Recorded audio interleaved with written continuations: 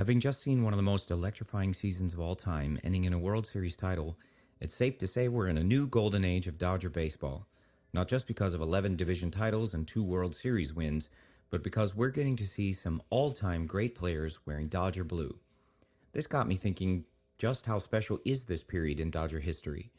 Rather than get into the age-old, unwinnable debate of comparing teams and players from very different eras, we need a different measure than championships and personal stats. I think that a unique and unassailable way to gauge the specialness of an era is to compare players to their contemporary peers. Now, certainly you can do that with career numbers and Hall of Fame inductions, but I want to go a step further. In about 15 years, I believe that we'll be able to look up at the left field club level facade of Dodger Stadium and easily see just how incredible this period is in the history of Dodger baseball. Why? I think we're currently watching the last time that 5 numbers, and maybe even 6, will ever be worn by a Dodger. First, let's review the 12 numbers that have already been retired by the Dodgers. Number 1, Pee Wee Reese. Number 2, Tommy Lasorda. Number 4, Duke Snider. Number 14, Gil Hodges. Number 19, Jim Gilliam. Number 20, Don Sutton. Number 24, Walter Alston. Number 32, Sandy Koufax. Number 34, Fernando Valenzuela. Number 39, Roy Campanella. Number 42, Jackie Robinson. Number 53, Don Drysdale. With the exception of Tommy Lasorda and Fernando Valenzuela, each of these Dodger players, along with manager Walter Alston, made their marks in the 50s, 60s, and 70s.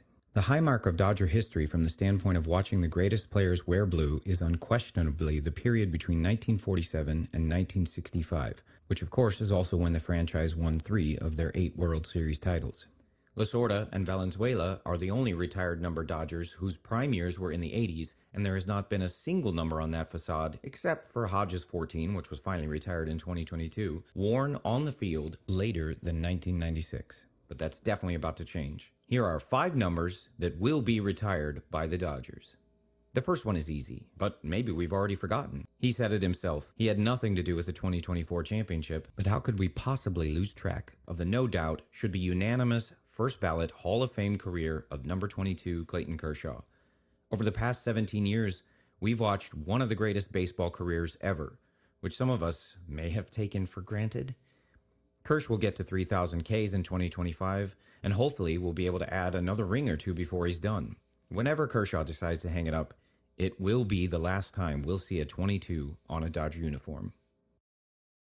The next is another guy you may have forgotten, since he hasn't worn blue in a few years. And it's far from a given, because it's simply so much harder for relievers to be inducted than other positions. It will take several ballots, but there is a solid case for number 74, Kenley Jansen, to be inducted into the Hall as one of the 5 best closers of all time and to have his number retired by the Dodgers. Jansen looks to be in good shape to reach 500 saves, which would put him all alone behind Hall of Famers Mariano Rivera and Trevor Hoffman. His strikeout-to-walk ratio is better than any other pure reliever in the Hall, and his 2017 is one of the most dominant years of any reliever in history. I doubt anyone will choose such an odd number as 74 anyway. But I think there's a pretty good chance Kenley makes the Hall of Fame, and the Dodgers end up retiring it. The lack of recent Dodgers in the Hall of Fame can in part be attributed to letting go of or trading players before they went on to have Hall-worthy careers elsewhere. One can imagine a number 29 or 31 hanging on the club level. So it's not without some level of understanding that at least 2 current Dodgers who will end up in the Hall of Fame could, and probably should, have spent their entire careers with other teams. Naturally, I mean Mookie Betts and Shohei Ohtani. Mookie's case is closed. He will be a Hall of Famer when he's done, and if he stays healthy, he could end up among the top 50 players of all time. Adding in a full hand or 2 of rings would be icing on the cake. But no matter how many more banners he helps hang on the right field club level, his number 50 will be hung in left. The only question is, will he also go into the Bowling Hall of Fame? Shohei Ohtani could probably hang it up tomorrow, well short of the requisite 10 years of service time, and the Hall of Fame would bend itself into pretzels, putting him in anyway.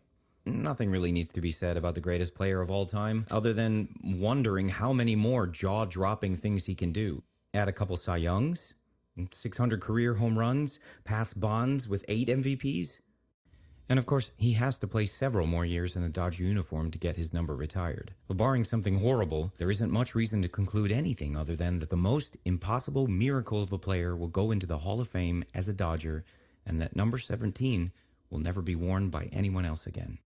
Now, this would have been almost unthinkable to say just a few weeks ago. I'd be harassed off the internet. But one postseason later, gutsy calls, masterful bullpen management, and the outpouring of love and credit from the most resilient and close-knit Dodger team in recent memory, there is no question in my mind that number 30, Dave Roberts, will go into the Hall of Fame and will join Alston and Lasorda on the walls of Dodger Stadium. Since Roberts took over for the 2016 season, the Dodgers have posted a .627 regular season winning percentage. That's the highest all-time for any manager, minimum 250 games managed. He's won 2 rings. We all know he probably should have won a third, but he's only 52. He could easily manage another 20 years, win several more rings, and even have a shot at the second most managerial wins all time. Doc will go down as one of the all-time great managers, but I'm sure that won't stop some of you from wanting him fired after the 35th best pitcher in the org blows a save in May. Now, I mentioned there might be 6. I'm going out on a limb for this one. I think there's a small but not insignificant chance that no one will ever wear number 5 for the Dodgers again. Now, there's no way that Freddie Freeman goes into the Hall of Fame as just a Dodger. His career and accomplishments in a Braves uniform are impossible to overlook. If his career ended tomorrow, he would go in as a Brave. And frankly, not so long ago, I didn't think there was any doubt he'd go in as a Brave. And then this happened. Freeman hits the ball to right field. She is gone! I think there's a decent chance that Freddie will go in with a blank hat. Freddie could easily tack on a couple more years to his current deal and retire as a Dodger. It wouldn't be difficult to imagine that in the end, the disparity would be 11 years and 42 FWAR as a Brave versus 8 years and 38 FWAR as a Dodger. That would put him second in franchise history at first base and just outside the top 15 players all time in franchise history. He might be our last number 5. Now, would the Dodgers retire the number of someone who played most of their career somewhere else? Hard to say. There wasn't much precedent for it for so long because nearly all the players whose numbers have been retired didn't have a choice but to play their whole careers for the Dodgers, but there is precedent for other teams doing it.